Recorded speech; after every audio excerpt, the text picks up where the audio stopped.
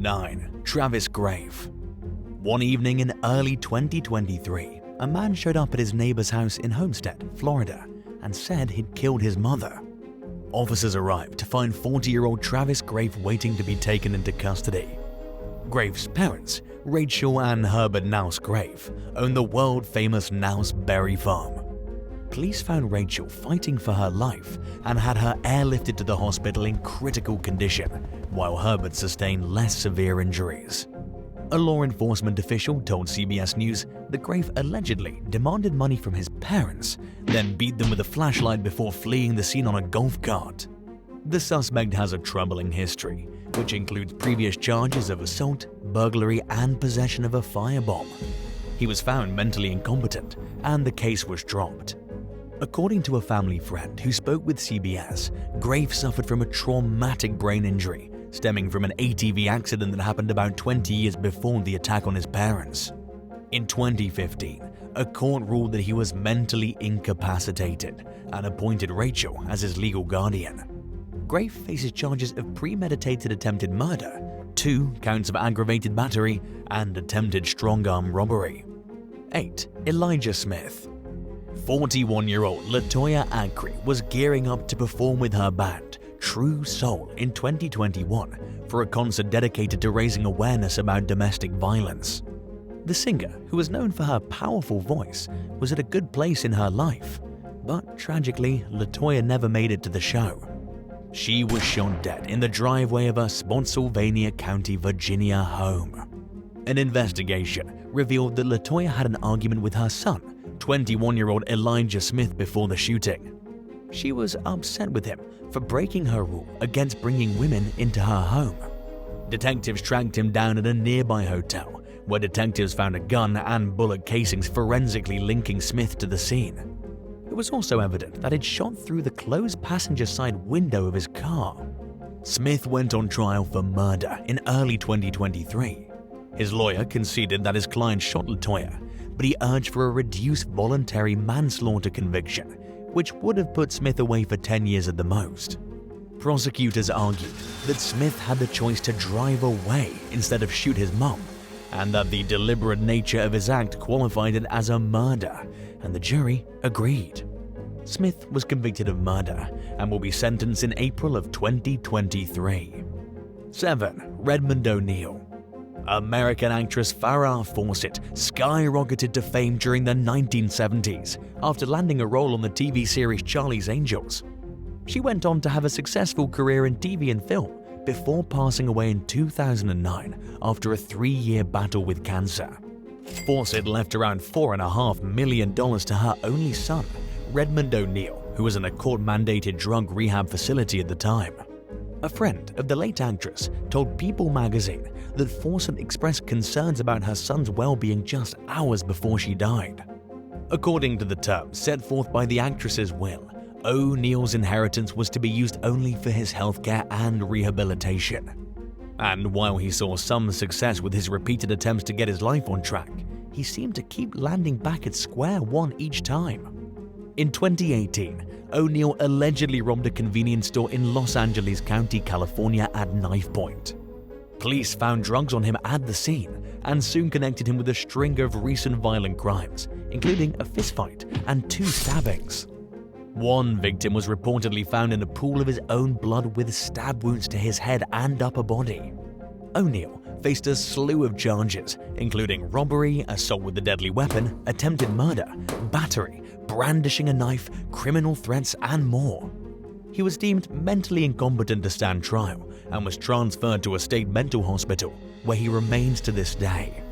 In early 2023, sources told Radar Online that Redmond's 81-year-old father, Ryan O'Neill, is desperate to see his son after promising Fawcett at her deathbed that he would take care of the troubled 37-year-old. But Redmond allegedly refuses to see or interact with his aging father, leaving Ryan worried that he'll never be able to honor his promise. 6. Kaimasa Homes. It was only a matter of time before dysfunction erupted into outright violence as the overcrowded Bronx apartment Kevin Madison shared with his girlfriend and her adult children. By the end of 2022, the 65-year-old had started looking into other housing options for himself. But Kevin never escaped the hellish environment, and when tensions between the household members finally exploded, he was right in the crosshairs of the ticking time bomb. It happened during the early morning hours, when his girlfriend's son, 33-year-old Kaimasa Homes, brought a woman home and got angry that people were hanging out in his bedroom. After overhearing the commotion, Kevin grabbed a knife to protect himself and tried to intervene, most likely with good intentions. Unfortunately, his involvement only seemed to escalate the situation. Holmes allegedly overpowered Kevin and beat him up before pushing him off the apartment's second-floor fire escape and onto the sidewalk below. A neighbor later told the New York Daily News that when they saw a second person descending from the escape, they thought someone was coming to help Kevin. But the person seemed intent on finishing whatever had started upstairs, and they beat the senior citizen until he was nearly dead. First responders tried to save Kevin's life, but he succumbed to his injuries. The neighbor described Kevin as a humble and respectful person who didn't deserve what happened to him, and said he observed Holmes entering the building after the attack and saying, "That's what happens when you F with me." Holmes is being held without bail at Rikers Island on suspicion of second-degree murder, manslaughter, and assault. 5. Holden Matthews. Over a 10-day period in 2019, an arsonist set fire to 3 historic African-American Baptist churches in southern Louisiana. After standing for nearly 150 years, the houses of worship were reduced to little more than piles of smoldering rubble. Investigators traced the crimes to 21-year-old Holden Matthews, the son of a local deputy named Roy Matthews. In a rush to prevent any more houses of worship from being set ablaze, law enforcement took Holden Matthews into custody less than 24 hours after identifying him as the prime suspect. Holden's parents were hesitant to comment to the media on the case, but St. Landry Parish Sheriff Bobby Guidros said that the young man's father was shocked and hurt over his son's alleged actions. Authorities charged Holden with using fire to commit a federal felony and 3 counts of violating the Church Arson Prevention Act. According to the U.S. Justice Department, Holden confessed to burning down the churches in an effort to raise his credibility as a black metal musician by copying similar crimes that occurred in Norway during the 1990s. He denied that the fires were racially motivated and said he was targeting Christians in general. Holden also admitted to posting photos and video footage of the fires on Facebook in hopes of garnering attention within the black metal community. Searches of his devices revealed that he bragged to his friends about the act, sharing song lyrics and album cover artwork inspired by his twisted crimes. He received positive responses to the first arson, which authorities believe emboldened him to continue setting fires. Holden was convicted of the charges and received a 25-year prison sentence. He was also ordered to pay over $2.6 million in restitution to the 3 churches he destroyed. 4. Thomas Lobofido. In October of 2020, police were called to a home in Plantation, Florida, where they found the elderly property owner, John Lobofido, bleeding profusely from wounds to his head and forearms. According to an arrest report, the senior citizen was attacked by his son, Thomas Lobofido, who allegedly punched John repeatedly during a disagreement. The elder Lobofido attempted to shield his face with his arms during the attack, which only ended when a family member intervened. Authorities charged Thomas with felony aggravated battery on a person 65 or older. The now 26-year-old was arrested again in 2021 after a fight with his brother, which landed him at the Broward County Jail on suspicion of felony battery. About a year later, police were called to the Lobofido home for a 3rd time. They found 71-year-old John Lobofido dead from multiple stab wounds and took Thomas into custody on suspicion of premeditated first-degree murder. After being placed in the back of a squad car, Lobofido somehow slipped out of his handcuffs, disrobed, and threw his clothes at the responding officers. He allegedly yelled and screamed when they asked him for a statement about the incident. A neighbor told NBC Miami that it's evident based on his behavior that Thomas struggles with mental health issues. The possibility of a mental health screening was brought early on in the court process, and Lobofido remains jailed without bail, pending the outcome of the case. 3. Kyle Navin. Connecticut business owners Jeffrey and Jeanette Navin vanished during the summer of 2015. Investigators noticed no signs of foul play at the couple's Fairfield County home, but found one of their vehicles abandoned in a parking lot. It was also majorly concerning that the Navin cell phones were turned off, since they used them to run their waste management company. Shortly before they disappeared, Jeffrey and Jeanette made plans to sell their business instead of passing it on to their 27-year-old son, Kyle, who they suspected of using drugs and living an irresponsible lifestyle.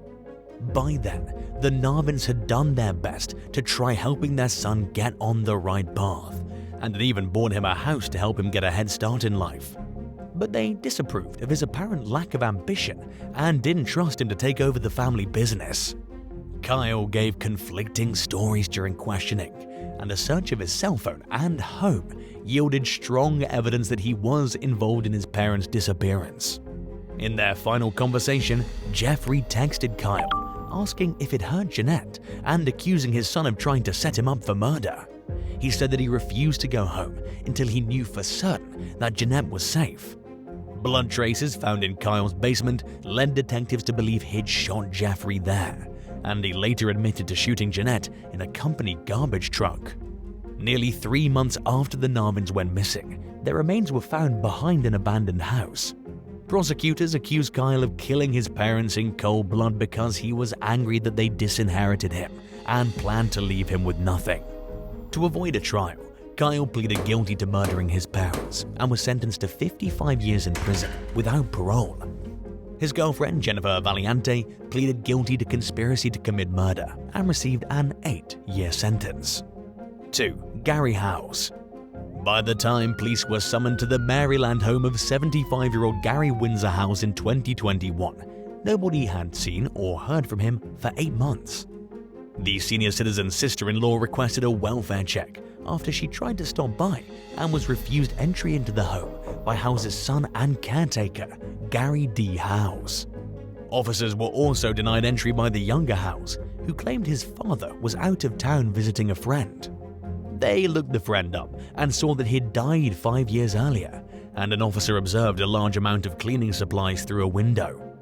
Further investigation revealed that Gary Jr. had recently sold and given away a lot of items. He spent a lot of time at an antiquities store, where he told an employee his father had died, and was eventually banned from returning due to what the owners described as strange behavior. Armed with a search warrant, detectives returned to the house. Gary told them that they were wasting valuable public resources by searching for his father, but it wasn't long before they were hit with the overwhelming stench of death. They found the decomposing remains of the elder Howes beneath a filing cabinet. It's unclear how he passed away or why his son failed to notify authorities of his death.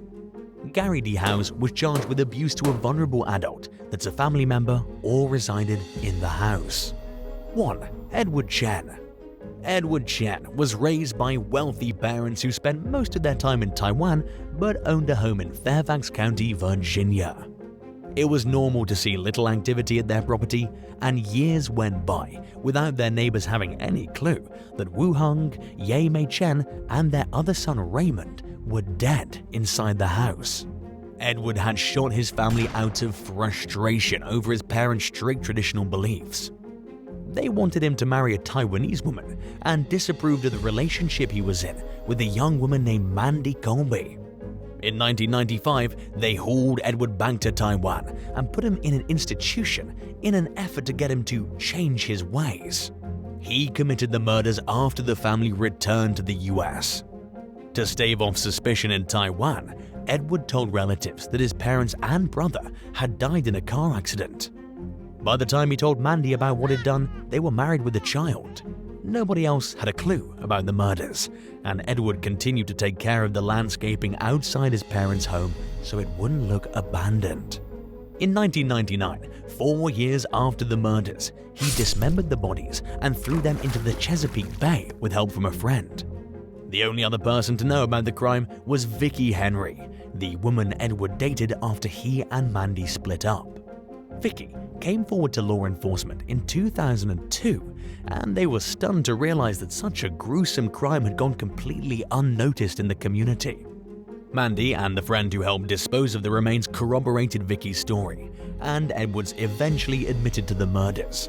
He was sentenced to 36 years in prison, but could see freedom after serving roughly 30 years based on the state's laws. Thanks for watching. Would you rather see a close friend struggle with a successful but extremely disrespectful adult son, or a grown son who's extremely kind and likable but can't hold a job to save his life? Let us know in the comments below, and don't forget to subscribe. See you soon. Bye.